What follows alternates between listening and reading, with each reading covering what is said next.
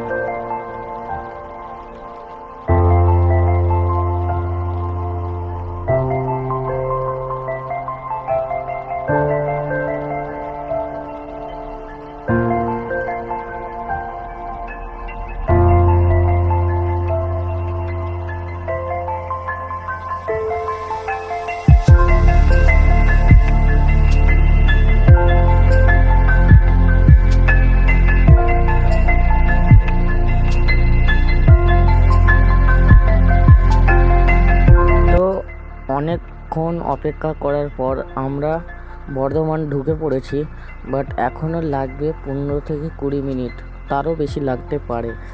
তো চলো ভিডিওটা তোমরা কন্টিনিউ দেখতে থাকো। আর আজকের ভিডিওটাই খুবই ইনফরমেটিভ হতে চলেছে, তো ভিডিওটা কন্টিনিউ ওয়াচ করো।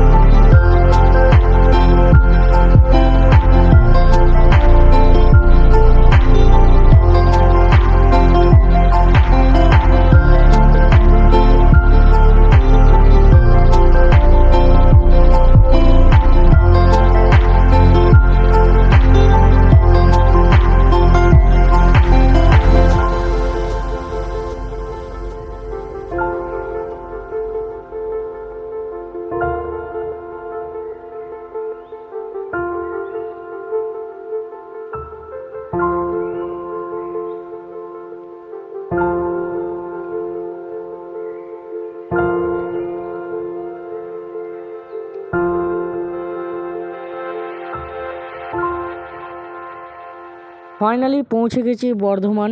আর পিছনেই রয়েছে বর্ধমান বাস স্ট্যান্ড, আর সামনে রয়েছে বিমস হসপিটাল। আর আমি এসেছি বিমস হসপিটালে আমার দাদিজিকে দেখতে। তো হ্যাঁ, এখানে এই বিমস হসপিটালে অপারেশন হয়েছে। সেখানেই ডাইরেক্ট এখান থেকে দেখতে এসেছি দাদিকে। তো চলো তোমাদেরকে দেখাই। আর বিমস হসপিটালের সম্বন্ধে তোমাদেরকে কিছু বলি। এখানে বিভিন্ন রকমের অপারেশন, ছোট থেকে বড় সব ধরনের অপারেশন হয়। স্বাস্থ্যসাথী কার্ডের ব্যবস্থা রয়েছে এবং ক্যাশে রয়েছে। এদের বিহেভিয়ার খুবই ভালো।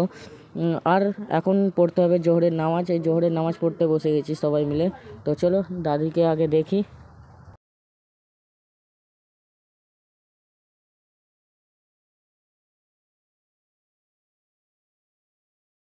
তো সব কিছু কমপ্লিট হওয়ার পর এখন আমি চলে এলাম বর্ধমান বাস স্ট্যান্ড। আর বাস স্ট্যান্ডটা এতটাই বড়, মনে হচ্ছে এয়ারপোর্টের মতো লাগছে। বাসগুলো মনে হচ্ছে প্লেনের মতো সব দাঁড়িয়ে রয়েছে। যাই হোক, বর্ধমান বাস স্ট্যান্ডটাও খুবই সুন্দর। আর এতটা পরিমাণে গরম পড়ছে কি বলার।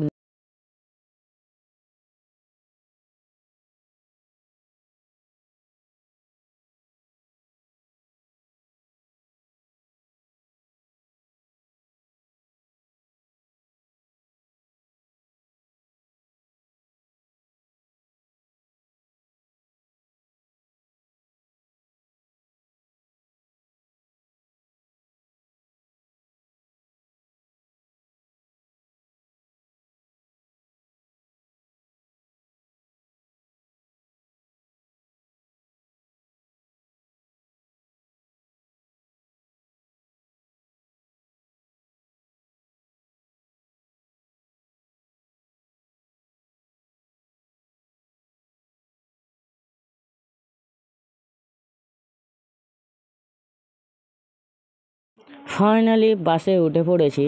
তো এখন যাব বাড়ি। আর এখান থেকে আমার বাসের সময় লাগবে প্রায় 1 ঘন্টা 15 থেকে 20 মিনিট। আর এতটা গরম, আমার মুখ হাতে ঘেমে নিয়ে গেছে। তোমাদেরকে কি আর বলবো গরমের কথা। তোমরা এই গরমে কীভাবে কাটিয়েছো সেটা তোমরা অবশ্যই কমেন্ট বক্সে জানাও। আমার তো খুবই খারাপভাবে গরমটা কাটছে। তো চলো যাওয়া যাক বাড়ির উদ্দেশ্যে। তো রাতও হয়ে গেছে, এখান থেকে লাগবে আর মাত্র 10 থেকে 15 মিনিট। তো আজকের ভিডিও এতটাই। ভিডিওটা কেমন হয়েছে অবশ্যই কমেন্ট বক্সে জানাবে। Tata, bye bye.